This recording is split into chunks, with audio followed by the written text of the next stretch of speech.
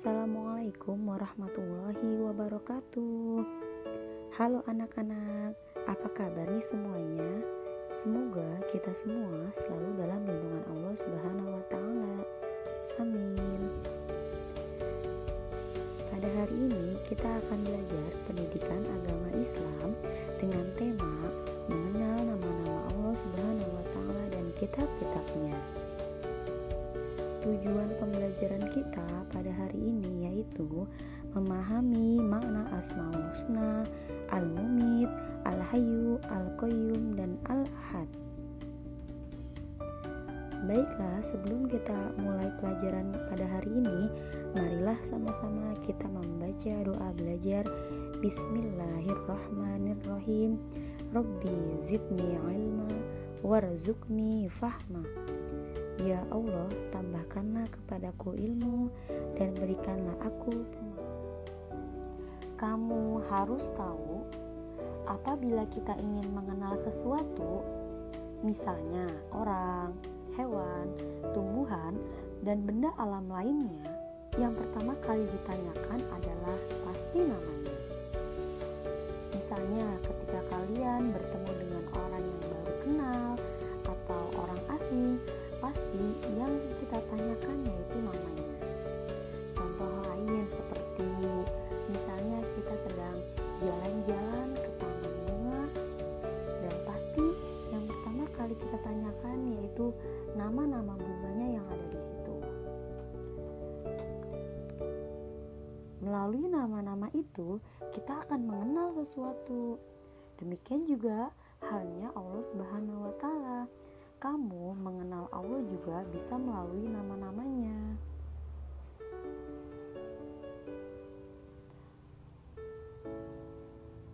Untuk mengenal lebih jauh siapa Allah Subhanahu wa Ta'ala, jawabannya ada pada Asmaul Husna yang jumlahnya 99. Asmaul Husna artinya nama-nama yang baik dan indah pada Allah. Asmaul Husna yang kedua yaitu Al-Hayyu, artinya yang maha hidup. Mengandung arti bahwa Allah hidup kekal selamanya dan yang memberi hidup makhluknya. Karena Allah hidup selamanya dan Allah yang memiliki kehidupan, maka Allah lah yang mampu memberikan kehidupan kepada makhluknya. Contohnya, menciptakan manusia, menciptakan tumbuhan, menciptakan hewan, dan lain sebagainya. Alam semesta adalah bukti bahwa Allah Subhanahu wa Ta'ala bersifat maha hidup. Tidak mungkin sesuatu yang mati bisa menciptakan dan memberikan kehidupan bagi sesuatu yang lain. Asmaul Husna yang pertama yaitu Al-Mumit, artinya yang maha mematikan. Allah Subhanahu wa Ta'ala berfirman, setiap yang bernyawa pasti mati. Manusia, hewan, dan tumbuhan akan mati. Manusia tidak bisa lari dari kematian.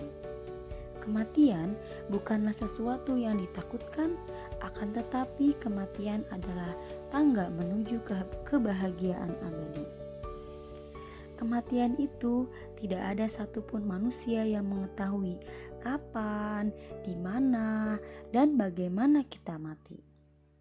Ada yang meninggal ketika baru dilahirkan, ada yang meninggal ketika usianya masih muda, ada yang meninggal ketika usianya sudah tua, dan ada pula yang meninggal karena kecelakaan, sakit, atau karena bencana alam. Semua itu adalah Allah Subhanahu wa Ta'ala yang mengatur.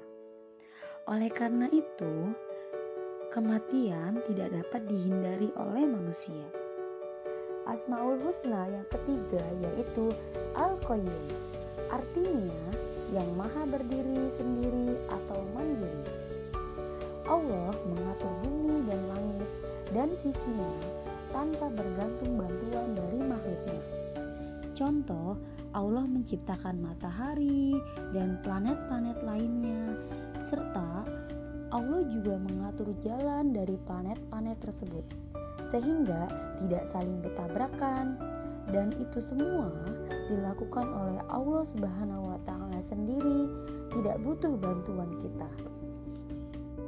Asmaul Husna yang keempat yaitu Al-Ahad, artinya yang Maha Esa. Disebut juga Al-Wahid, artinya yang Maha Tunggal. Tempat kita menyembah dan memohon pertolongan hanya satu, yakni Allah Subhanahu wa Ta'ala.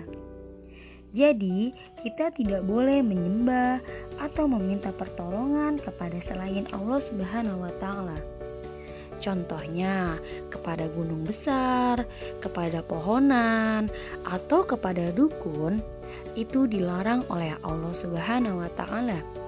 Karena perbuatan itu termasuk perbuatan musyrik.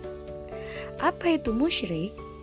Musyrik yaitu sesuatu yang menyekutukan Allah atau menduakan Allah. Apakah kamu ingin terpuji di hadapan Allah Subhanahu wa Ta'ala?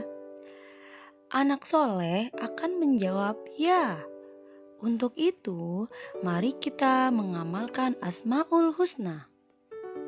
Mengamalkan sifat Asmaul Husna Al-Mumit, artinya maha mematikan. Jika kita tahu bahwa Allah Subhanahu wa Ta'ala maha mematikan, maka yang harus kita lakukan yaitu menaati perintah Allah Subhanahu wa Ta'ala seperti rajin sholat 5 waktu, menaati perintah orang tua, dan lain sebagainya. Karena kita harus memiliki bekal untuk mempersiapkan kematian kita. Yang kedua, menjauhi larangan Allah seperti berkelahi, mencuri, dan menyakiti orang lain, atau melakukan perbuatan-perbuatan yang dapat membuat kita dosa. Kan sifat Asmaul Husna Al-Hayyu, artinya maha hidup. Karena Allah Subhanahu wa Ta'ala memberikan kita kehidupan, maka kita sebagai hambanya yang beriman harus menjaga diri dengan cara olahraga yang rajin, makan dan minum secara teratur, dan menjaga kebersihan diri. Selanjutnya yang kedua yaitu membantu kelangsungan hidup orang lain sebagai rasa bersyukur kita karena telah diberikan kehidupan oleh Allah Subhanahu wa Ta'ala. Maka sepatutnya kita untuk bersyukur dengan cara bersedekah, membagikan kepada saudara kita yang membutuhkan. Mengamalkan Asmaul Husna Al-Qayyum, artinya mandiri atau berdiri sendiri. Ketika kita tahu bahwa Allah Subhanahu wa Ta'ala itu mandiri atau bisa berdiri sendiri, maka kita juga harus bisa mandiri. Yang harus kita lakukan yaitu merapikan tempat tidur sendiri, menyiapkan peralatan sekolah dengan sendiri, atau mengambil makanan sendiri. Hayo, di sini anak-anak soleh dan soleha, siapa yang masih disuapi setiap makan oleh ayah bundanya? Mengamalkan sifat Asmaul Husna Al-Ahad. Al-Ahad artinya yang Maha Esa. Sifat ini memberikan pelajaran kepada kita agar selalu mandiri, tidak selalu bergantung kepada orang lain. Misalnya, mandi, makan, dan berpakaian sendiri, atau mengerjakan PR sendiri. Nah, itu tadi materi tentang mengenal Allah melalui Asmaul Husna. Demikianlah pelajaran kita pada hari ini. Semoga bermanfaat dan semoga kalian semua dapat mengamalkan sifat-sifat Asmaul Husna tadi dalam kehidupan kita sehari-hari.